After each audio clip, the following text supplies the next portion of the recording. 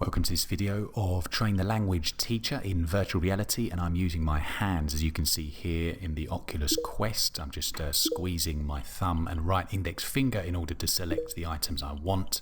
I'm going to go into the unknown sources and scroll down to this application called Mr. Scribbles VR. Now here we are standing in Mr. Scribbles VR, and as you can see, you've got full reign of your hands. You can walk around as well. I've set the room scale tracking in my apartment here so I can walk around and touch the spheres to change the colours of my hands, which, as you'll see, will have a purpose in a moment. And you can also hear each sphere has a different sound. So automatically now you can see that you're exposing the language learner, the English language learner or any other foreign language student, to a number of different sensory experiences and also the kinesthetic movements of the hands.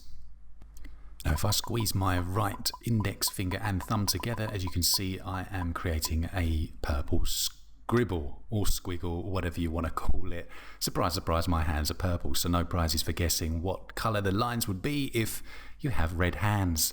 But anyway, you can actually grab these objects and move them around. So you pinch your fingers, and if you grab the object and then with your free hand squeeze your thumb and left finger, you can rotate the object as well and even make it bigger by squeezing the thumb, index and middle finger of your free hand. Keep up, it gets a lot more complicated.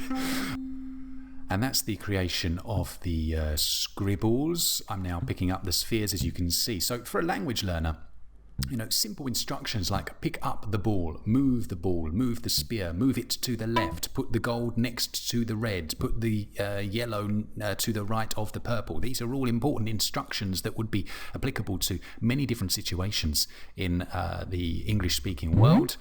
And you could support them before actually entering this VR scene with some of the instructions of how to do that. You could even get them working in pairs or groups and teaching other students how to work within this space. Shapes, colours, sounds, sizes, instructions. These are all the wonderful things that you can be supporting your language students within this scene. Now I've changed my hand colour to green and yellow. I've created a line there which I actually didn't want to do. So I'm going to grab that and then put it into the recycle bin. And note, that is recycling. That will be collected every other Tuesday of the month, and that will not go to waste. I believe they use them in future applications. So we put that in there, and there we go, it's gone. But I'm going to create now this cube. Here we go. So you pinch that, and you create your cube. And if we pinch with our right hand the center of the cube and hold our left hand under it, as you can hear, there's the music that starts, or the audio, and it starts to spin. So again, we're talking about other sensory experiences related to the learning. You've got the globe spinning above your heads. We're going to bring in another cube now, different color, red hands, red cubes. It's as simple as that.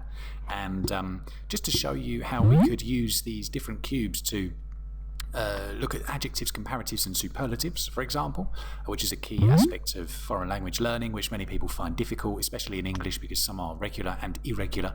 But these are regular adjectives. For example, this cube here on the right is smaller than the other cubes to its left.